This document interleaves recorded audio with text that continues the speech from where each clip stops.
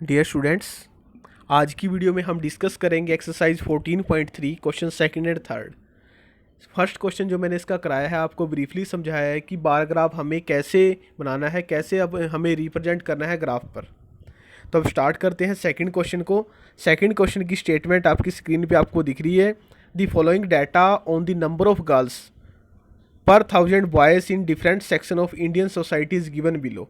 तो हमें ये डाटा गिवन है। फर्स्ट है एससी, उसका डाटा है 940। सेकंड है एसटी, वो है 970।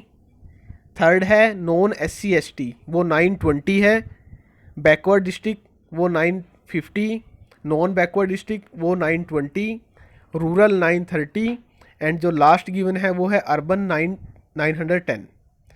अब इसके बेसिस पे दो क्वेश्चन है। Represent the following information above by a bar graph. In the classroom discuss what conclusion can be arrived at from the graph. हमें ग्राफ से कंक्लूजन बताना है। तो सबसे पहले आप इसको अगर ऑब्ज़र्व करेंगे, जो फ्रीक्वेंसी हमें गिवन है, तो हम इसको रिप्रेजेंट कैसे कर सकते हैं। ये कॉन्टीन्यूस नहीं है। अब कॉन्टीन्यूस नहीं है तो इसका बार ग्राफ बनेगा। और इन्होंने दिया है represent the information above by a bar graph. और बार ग्राफ हमने क्वेश्चन 1 में सीखा ही है, वो कैसे करना है। तो आइए देखते हैं कि कैसे हम बार ग्राफ बनाएंगे। अब आप सबसे पहले ऑब्जर्व कीजिए कि ये 910 से गिवन है। तो इसके दो मेथड है करने के। आप 100 के गैप से भी 900 या वो ले सकते हो, या हम एक्सिस को ब्रेक करके 900 से ही शुरू कर सकते हैं। तो देखते हैं वो क्या करेंगे। अब ये बार ग्राफ आपके सामने है। तो फर्स्ट अब आप देखिए, यहाँ वाई एक्सिस पे हमने एक्सिस को ब्रेक किया है। ये आपको ये लाइन दिख रही होगी, ये हमने ब्रेक किया है। ब्रेक करने के बाद हम डायरेक्ट जीरो से कहाँ शुरू करेंगे, यहाँ 900 से शुरू करेंगे।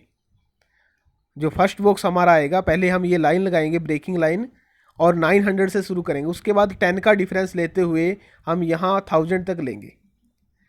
अब हमें इसके बाद क्या करना है, हमें जो गिवन था, ये फ्रीक्वेंसीज हमें गिवन है। एससी की 910 है, एसटी की 970 है। इनको हमें एससी की 940 है, एसटी की 910 है, हमें इसको रिप्रेजेंट करना है। तो अब आप देखिए, एससी की फ्रीक्वेंसी 940, वो कहाँ, ये 940 है।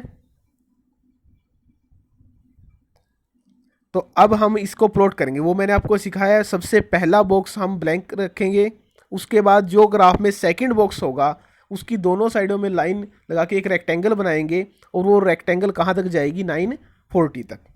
अब एसटी की फ्रीक्वेंसी है ये 970। तो अब यहाँ ये रेक्टेंगल जो होगी वो किसके अलोंग बनेगी, 970 के। जो नॉन एससी एसटी हैं उनकी फ्रीक्वेंसी है ये 920। तो 920 के अलोंग ये बनी है। और बैकवर्ड डिस्ट्रिक्ट क्या है, वो है 950। तो वो ये है। नॉन बैकवर्ड डिस्ट्रिक्ट वो है 920।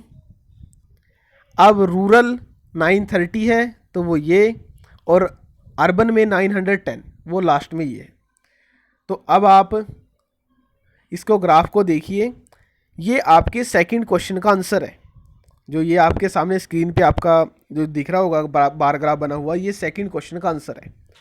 अब हमें जो ये इसका सेकंड पार्ट है, in the classroom discuss what conclusion can be arrive at from the graph. Graph से हमें क्या कंक्लूजन मिला है। अब जब आप ग्राफ को ऑब्जर्व करोगे तो उसमें आप देखिए, जो मैक्सिमम आपको हाइट दिख रही है जिस रेक्टेंगल की, तो वो उसकी फ्रीक्वेंसी ज़्यादा है।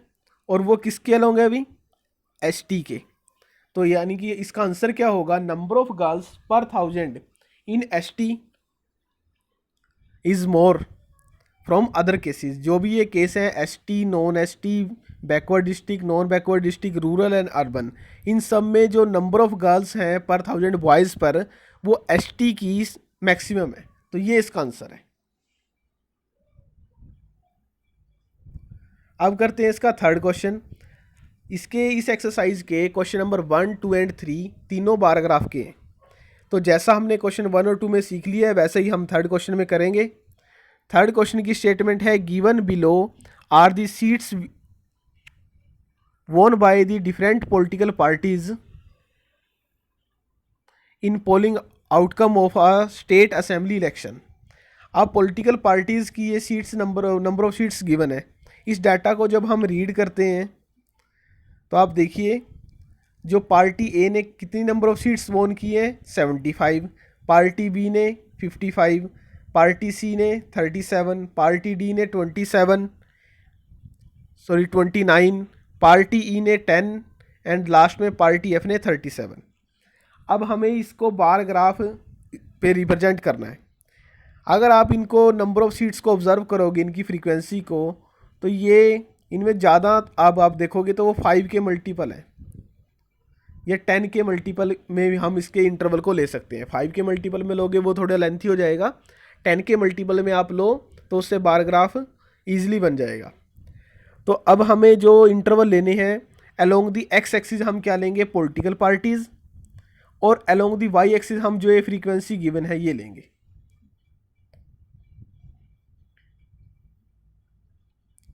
तो चलिए अब रिप्रेजेंट करते हैं इसको बार ग्राफ पे। तो अब पार्टी ए की जो फ्रीक्वेंसी गिवन थी वो थी 75। तो आप बार ग्राफ में देख रहे हो ये अलोंग दी एक्स एक्सिस क्या है पॉलिटिकल पार्टीज़ और अलोंग दी वाई एक्सिस क्या है सीट्स वोन। तो अब जो ये ए की फ्रीक्वेंसी थी 75, तो वो 70 और 80 के बीच मिडल में क्या लाई करेगा 75। प्लॉट करने का आपको पता ही है, ओरिजिन के साथ फर्स्ट बॉक्स को हम ब्लैंक छोड़ के सेकंड बॉक्स से रेक्टेंगल ड्रॉ करेंगे। अब उसके बाद उससे नेक्स्ट बॉक्स को आप ब्लैंक छोड़ के उससे नेक्स्ट बॉक्स में आप बी पार्टी की फ्रीक्वेंसी को रिप्रेजेंट करोगे। अब बी की फ्रीक्वेंसी क्या है 55। अब 55 50 और 60 के मिडल में लाई करेगा, तो ये बी पार्टी की है। अब सी की 37 है, 37 बिलो 40 है और 30 और 40 इस इंटरवल में वो लाई करेगा।